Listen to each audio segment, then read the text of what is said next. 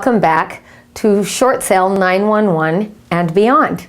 It's our second week, and I know you've had a very interesting week last week. We kind of hit you with a lot of stuff, didn't we? But we wanted you to be prepared because from here on out, it's going to be a whirlwind, and we want you to be ready so that you're able to take full advantage of the things that we teach you. You're kind of ready to work through the website, look at things the way that we need to, and that way you'll be prepared to start making money right away with the things that we're teaching you on a weekly basis. So hopefully you've all survived what we might call Heaven Week, okay? The week that you start to change for the rest of your life. So this week, our program, our appointment is about what I believe to be is probably the most important thing that we have in our Short Sale 911 program, and that is the Short Sale Service Agreement. Now, you've all been asked to have that downloaded and in front of you, along with its accompanying documents, which would be the short sale seller's disclosure, the seller's contribution disclosure, the hold harmless. There were several associated documents. And if you could have those all with you, if you don't have them, pause the tape and go get them, go download them off of the downloadable parts of the program so that you have those. You may not find the short sale the seller contribution disclosure right now because we haven't needed that in California for a while, since last summer. Many of you do not have a non-deficiency situation. I want you to be prepared as to how to use it. What the Short Sale Service Agreement does is it makes it possible for you to be prepared to both educate your seller and handle virtually any objection they may have. And the thing that it does for you is, remember when I talked to you earlier about how if you just came out of law school and you joined this great attorney group of attorneys, even though you may not know what you're doing, even though you may not have all of the right answers, because you have this attorney group behind you, people think that you know everything. And this Short Sale Service Agreement makes it possible for you to pretty much know everything. Now, there's going to be some things that aren't on there. You're going to run into different situations because, as we know, one of the reasons that we're in real estate is because every day is different. And for those of us who are high eyes, we thrive on that. You know, let's problem solve, right? So we love that. So every day is different and every transaction is different, but by the same token, they're all the same. We start with the same components of a seller who's in trouble, depending on their situation, the banks and what they want, and the buyers and what they want, and what we need in order to put it all together to make it come to fruition for the seller. So that is what the Short Sale Service Agreement can do for you. If you didn't know what to say when someone asked you about taxation, the Short Sale Service Agreement is going to help you. If you don't know what to say when someone says, well, I don't want a contribution, how am I going to do a contribution? I don't have any money. The Short Sale Service Agreement can help you with that, along with its related disclosures. So I'm going to walk through it with you today, coach to client, doctor to patient, all right? We're going to go through it. And then next week's lesson will be on the listing presentation itself. So once you're able to go through this a few times, the listing presentation will very easily flow into it and you'll be a pro before you know it. So let's just go through this. Now, when I do the listing presentation, I have I want you to memorize this line. Mr. and Mrs. Seller, today, as we're signing our documents to list your property and you're hiring me to negotiate the sale for you, I have two sets of documents, as you can see here. This is a real listing package, all right? This is exactly the way my listings look. And I have the pre-qualification that I have all typed up. My assistant does this for me, or the person who made the appointment has to go through the pre-qual. We're going to do pre-qual, or pre-op as I like to call it, in the third lesson. But this is how it comes in my listing presentation. So I have everything I need in front of me, and you'll see how I use that in the listing presentation.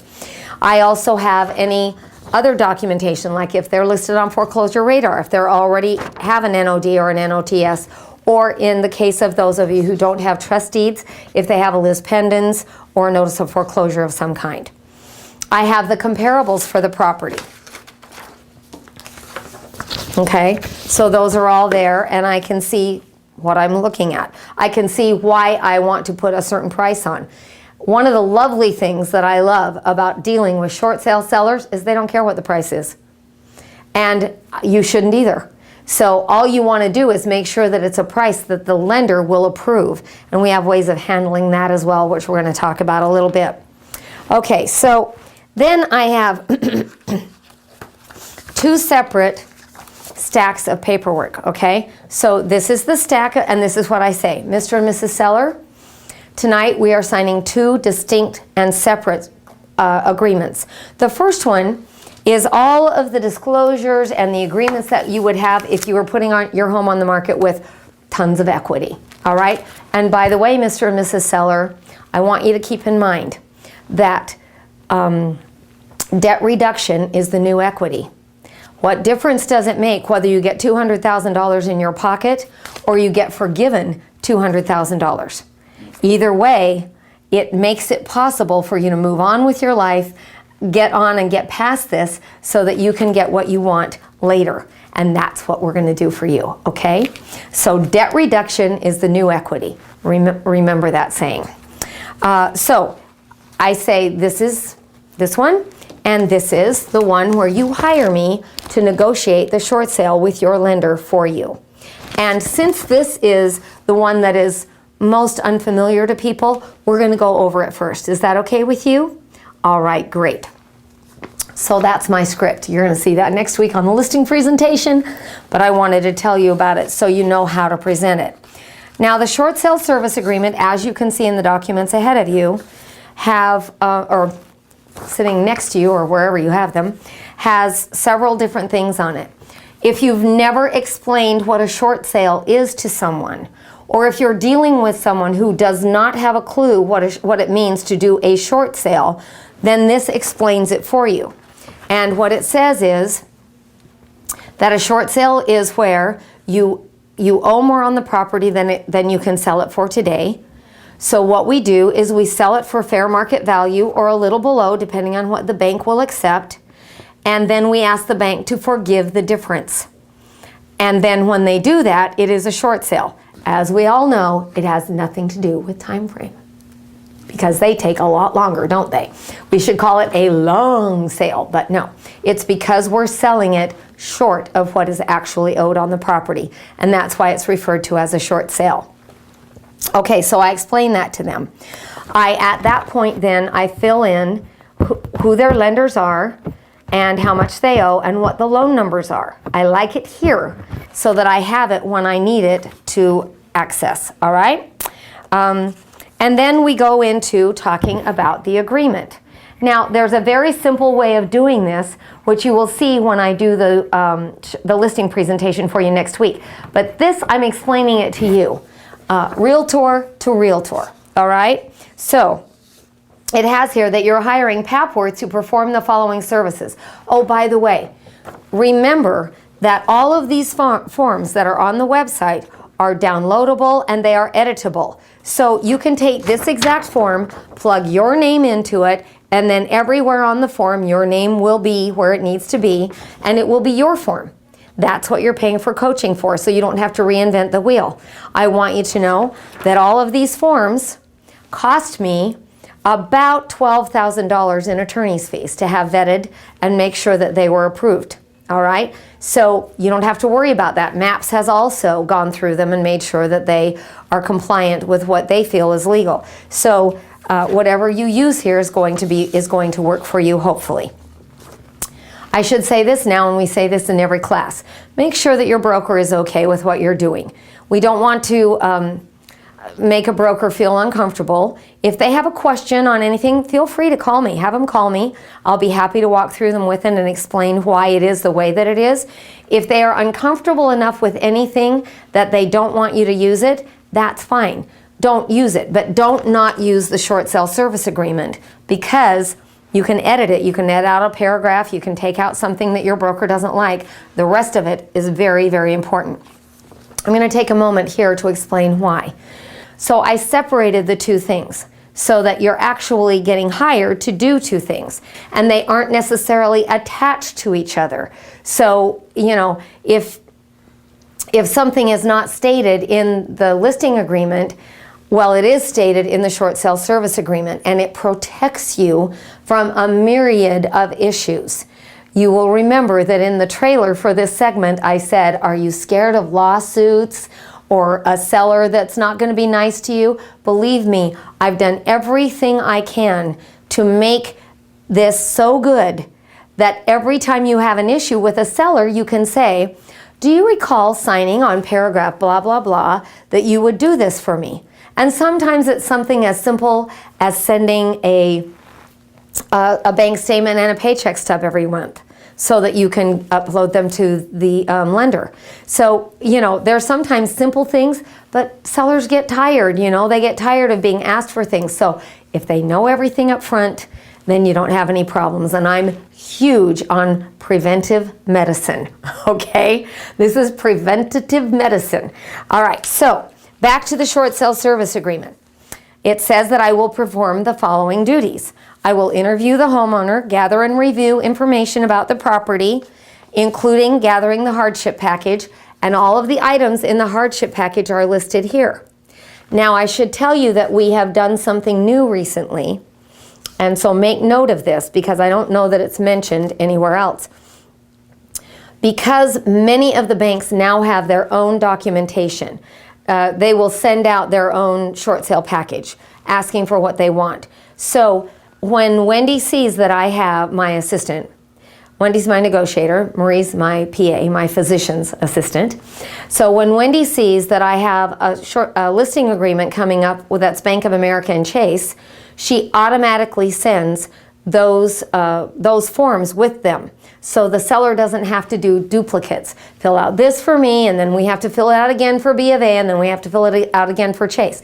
They do it only once, and they have the right forms. If the bank is a smaller bank and doesn't have those forms, then we do it the way we always did it, which is just use our own forms, and then they tell us if they need anything extra.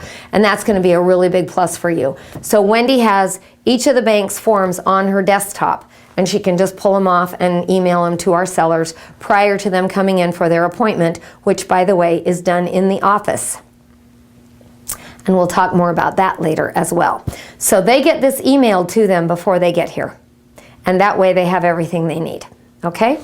So, and they're prepared to ask questions too. So A, my first rule is, my first job is to collect the hardship package and the documentation needed for it. And B, my second job is to submit the short sale package together with the purchase agreement signed by the homeowner and the buyer to the lender. Now, of course, we know that we have to have a HUD from the title company to submit. We have to have many things to submit, but this is it in a nutshell, isn't it? So the seller knows what they're paying me for. Now, this item number 2 tells them what a short sale is. I already explained that to you. Item number 3 says you agree to cooperate with me. When the bank requests items, I need them within 24 hours. You agree here to do that. And then it itemizes those things here, and I believe this is where we talked to them about sending us paycheck stubs and bank statements when they get them. Just automatically when you get them, email it to me or fax it to me, and we never have had to ask for them again. We know what a pain it is, okay? We're trying to make your life simpler, so that's why we use it. If you go to item number 5, terms of sale, this is one of my favorite parts of the short sale agreement. This is the part that when I took it to my attorney, I thought, oh boy, he is going to say, you can't do that. But in fact, after he looked at it, he said, I think it's brilliant. So this is the way, now I want to read this to you. I want you to read it with me, okay? Except as otherwise limited by provisions of the residential listing agreement by and between homeowner and Papworth relative to the property. You can tell an attorney wrote this, right? Homeowner hereby grants to Papworth the broadest possible authority to negotiate on his/her/their behalf the terms and conditions of a short sale of the property, including price changes, accepting offers, Yes, accepting offers, signing extensions, negotiating with lenders, as long as it costs the seller no out-of-pocket monies. The homeowner agrees not to reject any reasonable term or condition proposed by any lender, a prospective buyer, or other participant relative to the short sale of the property, unless said term or condition is unconscionable. I had to work to know how to say that word. Egregious, unfair, or would cause the homeowner material financial hardship. So, want to know what it really says? This is what it says, and this is exactly how I present it to my sellers, and it's so great. So, here's what I say. Mr. and Mrs. Seller, you know, in the world of short sale, though we have an offer that we have accepted, as I've explained to you, it has to be approved in writing by your bank before we have a real contract. Do you understand? Yes, they do. All right, so we can do this one of two ways. Either I can call you in every time I need a price reduction, every time I want to present an offer to you, every time I need to ask the lender to send me something, I can call you in and you can send stuff to me, or you can come in and meet with me and sign everything. Or I can do this. And what this really actually says, and by the way, I do have them read it, I put a little thing right here, whatever this thing is called. What is that thing called? I don't know. Parentheses, a big parentheses, okay? I put it there and I put in here limited power of attorney, because that's really what this is. So this is the way I explain it to them.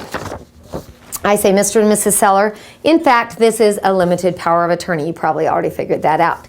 And what it says is that you are giving me the authority to act on your behalf, to accept offers, to change prices, to sign papers, to sign for you, whatever I need to do to get this property sold, as long as it doesn't cost you any out-of-pocket money. Now, once the property goes through escrow, then obviously you're going to sign all of this paperwork. But for now, because we don't have approval from the lender, I can do it for you as long as you're aware of what's going on. Does that sound okay to you? Now, if you have a problem with it, I'm happy to call you in and have you come in and sign things, or fax things to you to have you sign, or email things to you to have you sign. But this is something that that my attorney has said is okay for us to do. Do you have a problem with that? Have yet to have anyone have a problem. Not one single person. By the time we get them, they are usually in such dire straits. They are exhausted. They have what I like to call mortgage fatigue. And they need a vitamin B12 shot, and they're not going to get it by having to come in and sign paperwork every 5 minutes. So we do it for them. If your broker, this might be something your broker may have a problem with, and if they do, just take it out, or explain to them that you're going to let them know that you're going to have them come in and sign when things happen. Okay? Very simple to fix.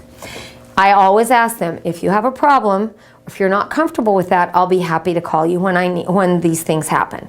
Of course, we tell them anyway. They're aware of what's going on anyway, but it just makes it a lot easier for everyone. Okay, then the other thing that I always like to explain is this reasonable effort, no guarantees. Now, an attorney will always err to the side of caution. So that means it says stuff like reasonable, instead of saying, I'm going to work my butt off to get this thing closed and to get the bank to accept what we are offering. I can't say that in attorney words, because then somebody could sue me for saying I'm going to work my butt off and your butt is still intact, okay? So what I do is I show them reasonable efforts, no guarantees. That means, you know, Mr. and Mrs. Seller, as you know, the banks change their minds all the time. They change their ways of doing business all the time. I could get right to the end and they'll sell your loan to a different bank and I have to start over. So what I'm telling you is you are going to get, we never give up. Until it goes to sale, we never give up. We may have to delay things, we may have to change things, we may have to do things in order to make it work. You'll always be aware of that. I can't guarantee anything. The bank could decide tomorrow that they're never going to do another short sale. And if they do, I have no control over that, do I? Now, you've already been trying to get a loan mod with the bank, so you know that what I say is true, right? So I want you to know I don't see that happening. I've closed hundreds of these, and I expect to close hundreds more, and I believe that yours will be one of them. But you have to understand there are no guarantees. Do you have an issue with that, or is that okay? All right, fantastic. Number 7 is about tax consequences. And tax consequences are mentioned over and over and over. I think we repeat the tax consequence paragraph about 4 times, once in every single document that we have, including all of the MLS documents that we have. So the best way to ensure that they have no questions about tax consequences is to say, usually I let them ask questions here. And quite often they will say something like, well, I heard that I could get taxed on the entire amount. And I heard that that law that was going out of effect December 31st is going to make it so all of that money is taxable no matter what. Now, first of all, and I'm going to coach you to this, so I don't want to go into a lot of it here today. But I want you to know that that law really protects very few people because it has to be purchase money, original loan that they bought the property with, and it can't have been refinanced, and it has to be their personal residence. So there are much better ways of ensuring that they will not have tax consequences or that they will have limited tax consequences. And we're going to have an entire lesson on that, and I will show you exactly how to handle it, okay? But I want you to know that. The other thing is, and this is something everyone forgets, if they allow it to go to foreclosure, they will still have tax consequences. They will just be worse. So they're going to have, if they're going to have tax consequences, which we will help them to avoid at all if we can, but if they're going to have them anyway, it will be worse if they let it go to foreclosure. So we're going to tell them how to avoid, how to talk correctly to their tax professional so that their tax professional can help them to avoid taxation as much as possible or to limit the amount of taxation that they have. We're also going to have on our team of experts a tax accountant who we know understands the process, understands what insolvency is, understands that they can use their one-time $250,000 exemption to avoid taxation. And there's always a way to limit the taxation, almost always. And if there isn't, they would have it no matter what they did. If they let it go to foreclosure, they would still have taxation. So we have to be knowledgeable about this, and because you have this, you are. So, see how good you are? All right. All right, so now, these items that you see in bold print, you're going to hear me on the short sale, on the listing presentation explain this to you, but these items in bold print actually have happened to me, okay? And when things happen to me and I don't like them, and they happen more than once, then I put them in as an agreement in the short sale service agreement. I will save you 4 times more than you're going to pay on this entire coaching program just by using this short sale service agreement.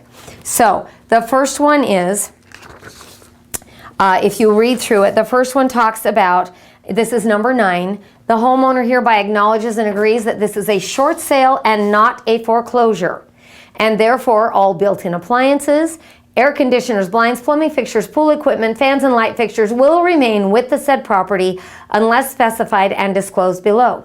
Should the homeowner or any relative or any other person strip the property or remove said items before or after close of escrow, the buyer will have recourse against the seller civilly or criminally or both. By initialing below, the seller agrees to leave the property in good condition with said items intact upon move out. And there is a place here for them to use exclusions. So if they're going to take the spa, they can take the spa. It's written here, and it will be written on MLS. If they're going to take the stove, they can take the stove. It will be written here. It's on MLS. So we will have no questions about what can be taken and what can't be taken. And not once since I started using this paragraph has this ever happened to me before. Again, had an 80-year-old guy who his kids lived in the property. They let it get behind in the payments without telling them because he was making the payments to them. And they were spending the money on something else. Wonderful children. Should have been killed at birth. Anyway, so When I finally got them out of the house and got the short sale approved, they took everything with them. The plumbing fixtures, the faucets, the carpet, they took everything. So when the poor buyers went to do their final walkthrough and move into the property, they saw that everything was missing. I called up my little old man, unfortunately, and said, I'm so sorry, but we have got to get in touch with these kids because you're going to get sued or you're going to have to replace all this stuff. The kids brought it all back. I threatened them. I had a sheriff call them, but they brought it all back and they didn't install it, but it was worth it to me to pay the $200-300 to have everything reinstalled in the property to make it right with my seller and the new buyer. I've never had to do that again. So use the short sale service agreement, please. I'm kind of like a parent that, I've already been through this and lived through it and learned from it. I don't want you to have to make the same mistakes and go through it. Though some of you may have already done so, hopefully this will solve a lot of your future problems. Number 10 is that the homeowner agrees to disclose any liens or potential liens against the property. As you all know, when we find out that there's an HOA lien or a state franchise tax board lien or an IRS lien or an old credit card that has become a lien against the property because of a judgment, it makes it almost impossible to close the short sale escrow. Now, yes, I have closed them before. And my Wendy is an absolute miracle worker. Someday I'll tell you the story of the one we closed last month that I thought we were all going to have a heart attack over. I had to pay everybody involved in the thing, including the title company people, the lenders, and Wendy and Marie, all massages because they deserved it. It was the most horrible escrow you've ever seen. Anyway, we found out that there were liens at the very end. We also found out there was another person on title who was the mom who didn't know that they were behind in the payments, and she was sending them the money. So there you go. Anyway, we closed it. So finding out about these things ahead of time. So what it says is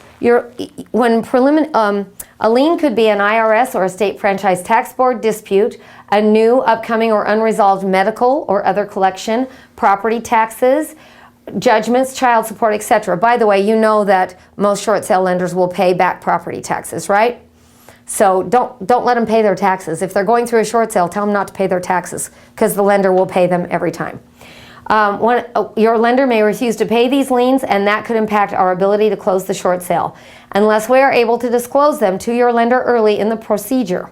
Please be extremely diligent in disclosing any potential problems with this regard. List below any already existing or potential issues. If I know about it ahead of time, I may take the listing anyway. If I know about it ahead of time, I may not. That's one of the reasons that we pre-qualify people. Don't take stuff that you have no chance of closing, okay? All right. And then, so that's about it on the short sale service agreement. There are some general provisions. The attorney had to throw those in there, but it's okay. It will save your life, I promise. So use it all the time. Now, related documentation, and you're going to be able to read through all of these on your own prior to our call next week. But I want to point out a couple of things. I've had so many people, some of you, on the Keller Williams short sale website, on the Inner Circle short sale website, that say, what do I do when the bank comes back after 5 months worth of negotiating and offers them a loan modification 5 minutes before we're supposed to close? How do I deal with that? Well, again, I've dealt with that, and I'm never dealing with it again. So here's what I did. In the disclosure for sellers regarding short sale, you will see that it tells them about notices that they may receive, about phone calls they're going to get. It tells them about the effect on their credit rating. It tells them yet again, about tax consequences. It tells them about the second mortgage and how the second has to agree or the first can't close the deal. And so if the second wants a contribution, other than in the state of California, they may need to give them one. And we prepare them for that up front. What we prepare them for up front will be smooth as glass. What we don't tell them about up front always ends up to be a big problem. So tell them up front. Now, number 6, listen to this. In very few situations, your lender may offer you a loan modification, a deed in lieu of foreclosure, or you may decide the short sale process is too time-consuming and difficult. We understand and want you to make the best decision for your personal circumstances and your family's needs. However, keep in mind that if you stop the short sale after we have accepted an offer and we are unable to close escrow because you elected to modify your loan, give the lender a deed in lieu of foreclosure, or you terminate the listing agreement, you agree to pay us the commission as described in the listing agreement. Now, can I really do that? I don't know, I've never had to, but it sure works when I'm trying to get them to make a decision in their own behalf. Because how often has a deed in lieu of foreclosure ever worked? Zero. On my end, I've never had one work. I've had them offer them a deed in lieu. I've had them take the deed in lieu before this disclosure. And 7 months later, they foreclosed in both cases. So I have never had a deed in lieu work that was offered while we were in the process, okay? How often does a loan modification work? Do you realize that they usually send out those notices because they have to by state law? They have to say, oh, we worked with the seller, we tried to help them fix it before we foreclosed. And so they really have no intent of giving them a loan mod.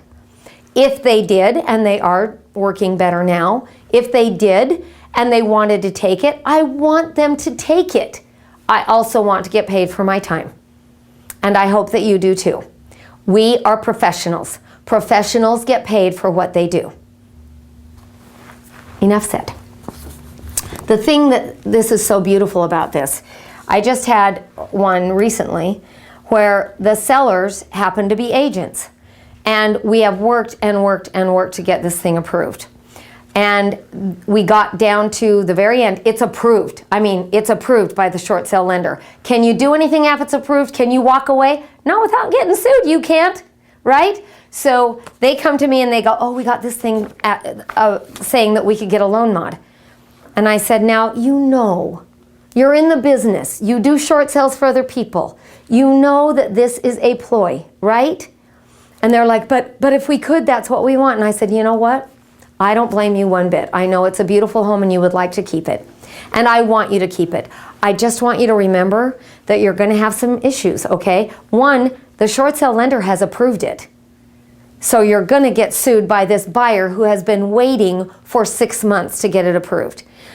Two, in our disclosure for sellers, which becomes a part of the agreement, you said that if you accepted a short sale, a loan modification or a deed in lieu, that you would still owe me the commission. Do you remember that? And that's fine. I just want you to know that you will owe me the commission. So if you want, why don't you take a couple of days to think about it? If I were you, I would call your lender and say, I want to know what that loan modification will be. I want to know by Friday. If you can't tell me by Friday, then I cannot take it. I can't risk losing a buyer and being sued over this. And see what they say. And if they give you a loan mod that you want, my commission is worth it. That's awesome. All right, so why don't you find out about it and then let me know. Next thing I knew, I had disclosures in the mail. We're closing next week. Okay. Now there is one other thing. The rest of these we'll cover in the short sale listing agreement, or in the listing presentation itself. One of them is the agent instructions. My third favorite thing that I use in my business. This is the one, some of you have already put it to use, I know. This is the one that I attach to my MLS listings, explaining to the buyer and the agent exactly how I get this done and what hoops they need to jump through in order for me to accept their offer. Best thing I ever did. And we will go over that later, but I want you to look at it and become familiar with it because you really should start using it now. Again, there may be some things in here that your broker may not agree with. So maybe look at it and see what you think and have him look at it if you want to, but don't do another short sale listing without some kind of an agent instruction. It will save you so many hours of pain. Now, the last thing I want to mention to you about this is the seller contribution disclosure. How many of you are not in an anti-deficiency state like California? California, we have SB 451 that says that there cannot be a deficiency or a contribution if the bank agrees to do a short sale. So that means they can't ask you for a deficiency. They can't ask you for money. The second has to accept what the first gives them, and they can't come after you ever. It's a great law. One of the few things the current administration did in California that I'm happy with. Now, most of the rest of you do not have that luxury. You're going to have to deal with a contribution of some kind from your seller. Prepare them, okay? Most of them aren't making payments. There's another thing we need to talk about, by the way, but most of them aren't making payments. They can't go to Disneyland every month, okay? They need to save some money because they're going to have to pay a contribution. So I have this seller contribution disclosure.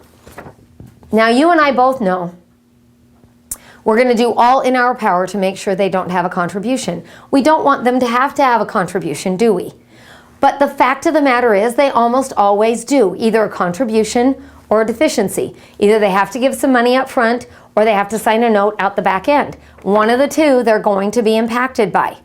So we do the best that we can, and I will help you to see how to negotiate that, and we're going to brainstorm that a bit too, because there's lots of different ways. But if you tell them about it up front, then you don't have nearly as difficult a time. So the seller contribution disclosure says, you will the realtor, you, hereby discloses that you will most likely be required to give either a cash contribution or sign a note to your lender, and in some cases both, as a part of the short sale approval process. In almost every approval we have negotiated in the past few months, these contributions have been a requirement. Though we do all in our power to avoid this requirement and negotiate the amount down to a minimum, the fact remains that most lenders are insisting on some kind of a contribution from you. Unless you agree and prepare now to pay this contribution or sign these notes, there is no point in hiring us or any other negotiator to begin the short sale process on your behalf. Without agreement, your lender will foreclose on your home. We have no way of knowing what the lender's final contribution will be. However, a good rule of thumb is whatever you think it is. If your second deed of trust has been sold to a collection company, the minimum amount they require is normally 30%. During the negotiation process, while you are not making payments, please save your money and plan to pay for these contributions. And then it says, by my signature below, this is what the seller is signing, I agree to pay a contribution or sign a note as required by my lender upon final negotiation to minimize the amount. If I refuse after approval of the short sale terms, I agree to pay my negotiators whatever you want. Now, I know this is very strong. I want you to have your broker look at it. But you have to have some kind of a disclosure in there to protect yourself against doing months of work when they have no intention of signing anything.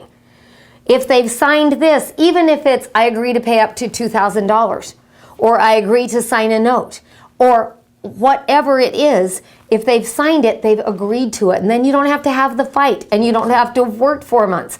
And if they will not, then you should not take the short sale. Now, of course, that is up to you and your broker. And I'll give you verbiage to how to get out of taking a listing that you don't want to take. How many of you have taken a listing that you never should have taken? And you knew it up front, but you just wanted so badly to help these people? We have to protect ourselves, because if we are not viable and we are not able to pay our staff because of these kinds of situations, then we're not going to be able to do anyone any good, including ourselves. What we do is worth a tremendous amount of money to these people. That's why I say debt forgiveness is the new equity. If we can get them forgiven of $200,000 in debt, and get them out of their house without having to make a contribution or making a minimal contribution, without taxation or minimal taxation, is that not better than staying in a house that will never catch up to itself? Or keeping them in a horrible situation that they can never get out of? That is our job. Our job is to save the world. One seller, one escrow, one agent at a time. Thanks for listening. Get familiar with this, and we'll talk about it on our call on Thursday. Bye for now.